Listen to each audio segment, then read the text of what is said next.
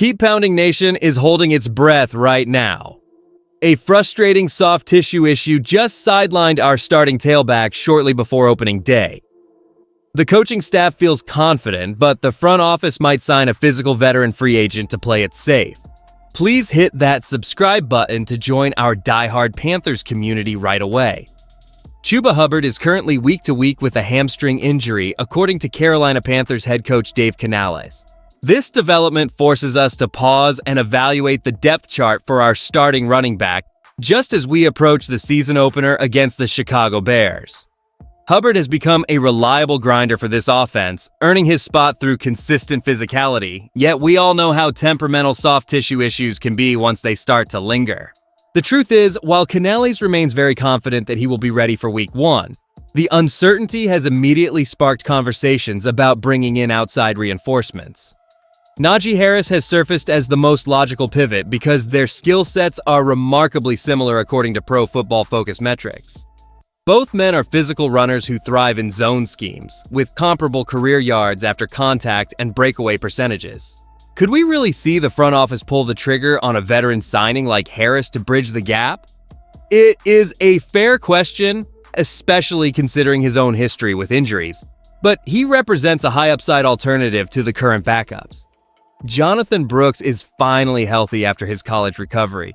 Yet pinning our immediate hopes on a second-round pick with only 12 touches is a risky gamble.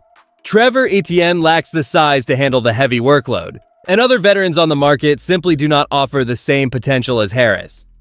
This situation leaves us wondering if the staff is playing it safe with a minor precaution, or if they are genuinely preparing for a reality where Hubbard is not at full strength when the lights go on. Will they look toward the open market for extra insurance before our first kickoff? Or is the team banking entirely on the recovery timeline of our lead back? The real worry regarding Chuba Hubbard is how quickly a standard hamstring strain can evolve from a routine medical report into a season-long headache. While the staff expresses confidence, we have watched enough football to know that soft tissue ailments rarely follow a predictable calendar.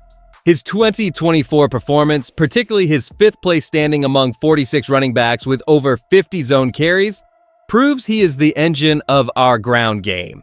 When you look at his 20.3% breakaway percentage compared to the 19.5 mark of a veteran like Najee Harris, you start to see why the front office might feel anxious. If our starter is not truly ready for the Chicago Bears, we are suddenly forced to lean on players with limited resumes. Jonathan Brooks is coming off a second ACL tear, and Trevor Etienne is simply built for third down duties rather than the heavy lifting required in this offensive system. Here is where it gets interesting. The organization must decide if they trust their current depth or if a calculated gamble on an experienced free agent is required. Najee Harris offers a rare one-for-one stylistic replacement, especially considering both men share remarkably similar metrics for yards after contact. Does a team really wait for a lingering injury to derail their opening month before acting? Management likely views the current market as thin, but the potential availability of a proven veteran offers a safety net that our younger, unproven backups cannot provide. Whether they chase a deal depends on how they value that security versus the upside of their draft picks. Are we prepared to see our rotation shift this drastically right before the season begins? Or is this just standard caution during a long training camp? The decision they make now dictates our offensive ceiling for the entire year.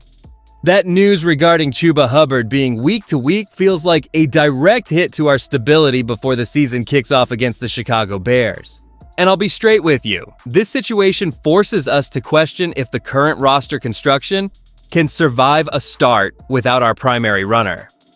The immediate impact ripples through our entire backfield plan, especially because we are suddenly reliant on unproven options like Jonathan Brooks. Given his history with a second ACL tear and only 12 career touches, relying on him as an emergency starter feels like a gamble that keeps me up at night. Why would the organization hesitate to sign an established veteran when the market includes guys like Najee Harris who fit our zone scheme so well?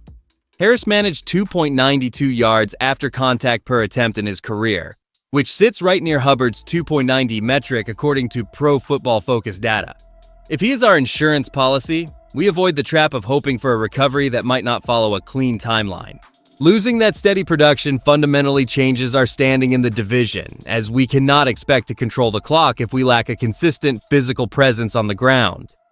A team without a healthy anchor at running back invites trouble in every single matchup, especially against tough defensive fronts in our own conference.